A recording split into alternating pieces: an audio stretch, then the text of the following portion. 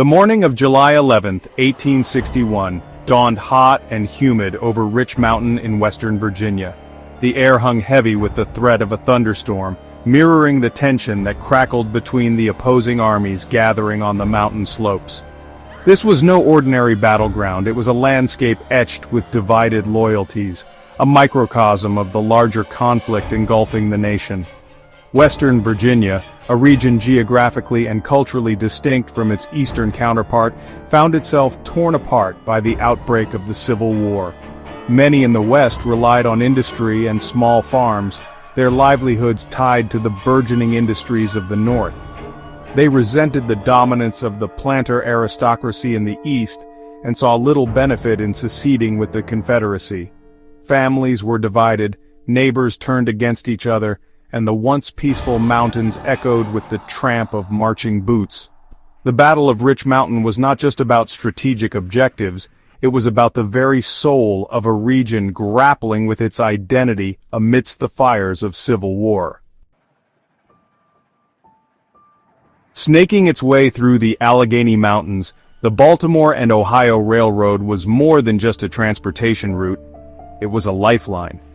For the Union, it represented a vital artery for moving troops and supplies, connecting the industrial North to the contested territories of the West.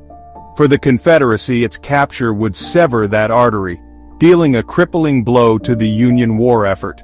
Control of the railroad became a focal point of the early campaigns in Western Virginia. Confederate forces under the command of Brigadier General Robert S. Garnett were tasked with defending this crucial line. Garnett, a seasoned officer known for his courage and strategic acumen, faced a daunting task. He was outnumbered and outgunned, forced to defend a vast stretch of mountainous terrain with limited resources. The Union, recognizing the strategic importance of the railroad, dispatched Major General George B. McClellan, a rising star in the Union Army, to secure the region. McClellan, ambitious and eager to prove himself, saw an opportunity to strike a decisive blow against the Confederacy and cement his reputation as a military leader. McClellan, arriving in Western Virginia with a larger and better equipped army, devised a bold plan to outmaneuver Garnett.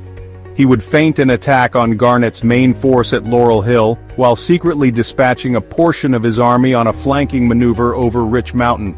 This flanking column, led by Brigadier General William S. Rosecrans, would then descend upon the Confederate rear, cutting off Garnett's escape route and trapping him against the advancing Union forces. The success of this plan hinged on secrecy, speed, and the reliability of local guides who knew the treacherous mountain paths. The rugged terrain proved to be both a blessing and a curse for both sides. While it offered natural defensive positions, it also hindered movement and communication. Supply lines were stretched thin, and armies were forced to rely on foraging parties to supplement their dwindling rations. The Battle of Rich Mountain, a hard-fought victory. On the morning of July 11th, as the first rays of sunlight pierced the dense canopy over Rich Mountain, Rosecrans's men, guided by a local farmer named George Hart, launched their surprise attack. Confederate forces, caught off guard and outnumbered, fought fiercely to defend their position. The battle raged for hours, the roar of musketry echoing through the mountain passes. Men clashed in hand-to-hand combat, bayonets flashing in the dappled sunlight filtering through the trees. The Confederates, though outnumbered and outmaneuvered, fought with the desperation of men defending their homes and families. Among the Confederate ranks was a young private named John Pegram, fighting for a cause he believed in, his heart pounding with a mixture of fear and adrenaline.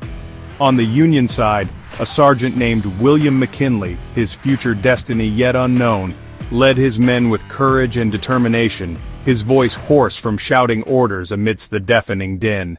Aftermath and legacy, the birth of a state and a general's rise. The Battle of Rich Mountain ended in a decisive Union victory.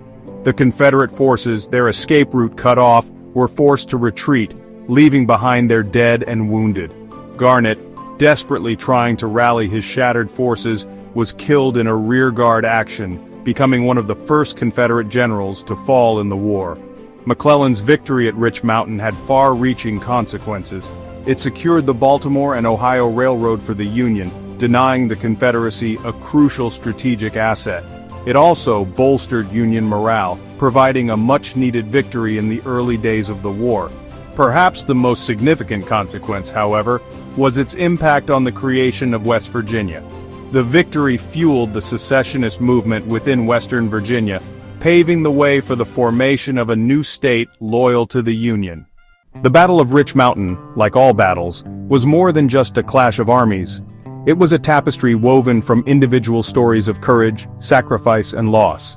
There was the story of George Hart, the local farmer, who risked his life to guide Rosecrans's men through the treacherous mountain passes, his loyalty to the Union unwavering. There was the story of John Pegram, the young Confederate private who fought bravely despite being outnumbered and outgunned, his dreams of a Southern victory shattered on the slopes of Rich Mountain. And there was the story of William McKinley, the future president who proved his mettle under fire, his leadership and courage foreshadowing the destiny that awaited him. These stories, passed down through generations, serve as a poignant reminder of the human cost of war and the enduring legacy of those who fought and died on that fateful day in the mountains of Western Virginia.